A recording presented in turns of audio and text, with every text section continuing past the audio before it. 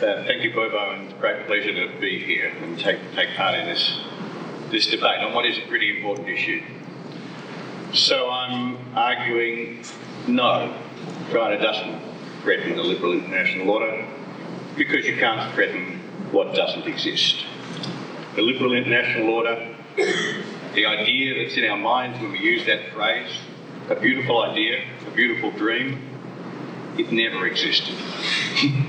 And at the risk of sounding like a Latin philosopher, you can't challenge what doesn't exist.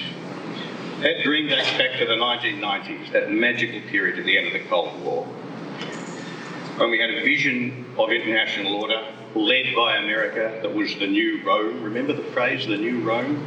The idea of America that was unchallengeably preponderant in every dimension of national power, economic, technological, military, and moral, and that it was committed to use that power to sustain a vision of the world based on free markets, free trade, functioning democracies that delivered good, disciplined, workable governments, and peace between countries.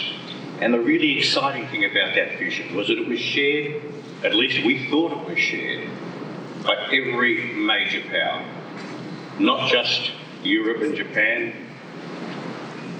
but China and Russia. And in that world, there was no strategic rivalry between major powers.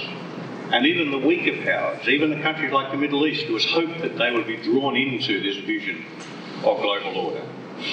And because there'd be no major power rivalry, there'd be no geopolitics, the risks of conventional conflict would be low.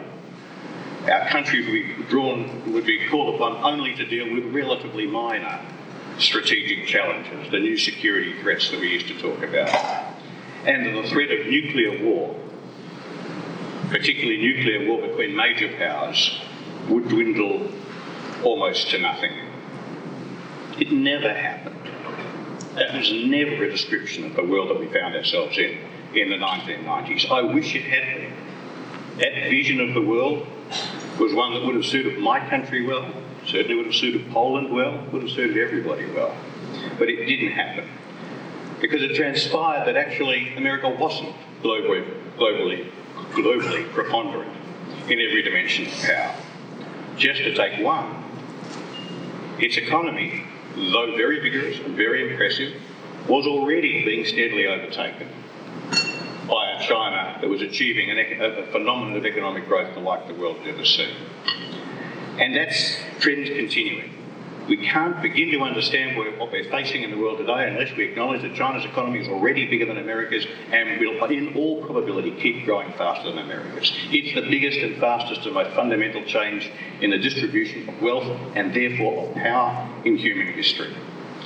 What's more, China, and for that matter Russia, didn't accept America's vision, the vision that so many of the rest of us subscribe to of the future of global order. And China in particular is significantly challenging the vision of regional order that the United States had upheld in Asia for so long. And that challenge is backed by a very significant military challenge. The United States turned out not to be as preponderant militarily as we'd all thought. In fact, it transpires that there is no guarantee that the United States can achieve the strategic objectives it needs to achieve to defend that vision at a cost and risk that the United States is willing to pay or that its allies are willing to pay.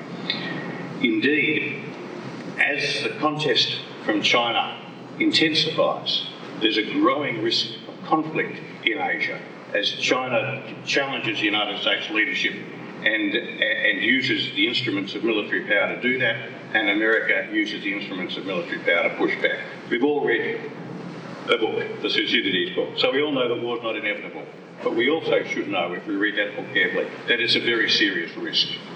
And particularly it's a serious risk because nuclear weapons are back in the picture.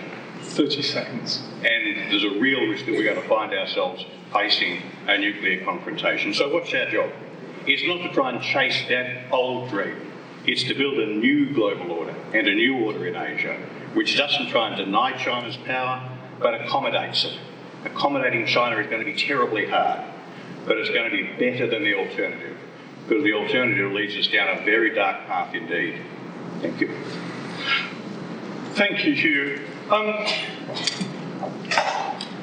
I understand your point about the liberal illusions about this happy-clappy, geopolitics-free post-Cold War order. But I do wonder whether the Chinese approach, was quite nakedly cynical. Well, maybe not transparent for a while, but has become clear now. And that essentially what's happened over the last 30 years is that China has gained the liberal world order, or what passed for the liberal world order. So how does one respond to that? Now, you say build a new global order, but that raises a question. You build a new global order on what basis? On the basis of what values, what norms, what institutions? A really important question. So, what did China do? I think it did something perfectly natural. I don't say it's admirable. I'm not saying I'm glad they did it, but no one should be surprised that as China's power grew, it sought to restore the position in Asia which it sees itself as having had traditionally. When Mao Zedong did the deal with Nixon in return for America recognising the Chinese Communist Party as the government of China, China recognised America as the primary power in Asia and ceased to contest its position there. That laid the foundation for decades of growth in Asia and China's opportunity. But it was always the case, as Deng Xiaoping's famous phrase said, bide your time and hide your power. That says it all. We bide our time until the time comes. And so it was always, it seemed to be very unwise for us to imagine that China would somehow, as its power grew to approach and overtake the United States, it would accept the position of subordination to US strategic primacy in China's own neighbourhood, which it had accepted in 1972. If so, it gained it. It was a tactical, short-term, you might say cynical decision, sure, but this is statecraft. So if Deng had stayed in power, do you think he would have done exactly the same as Xi Jinping? Yes, I think any Chinese leader, at the point at which they believed China was strong enough for its challenge to be effectively irresistible, they would have started to challenge. Xi Jinping has, of course, his own take on it, and he's a very potent leader, but I think it would have happened with any leader. So what's the basis on which we build a new order? Yeah. I'm going to sound a bit Machiavellian here.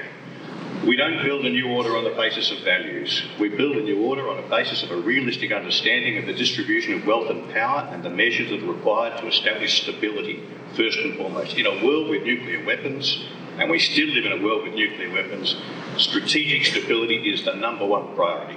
Peace is a value too, if I can put it that way. Okay. Well, thank you.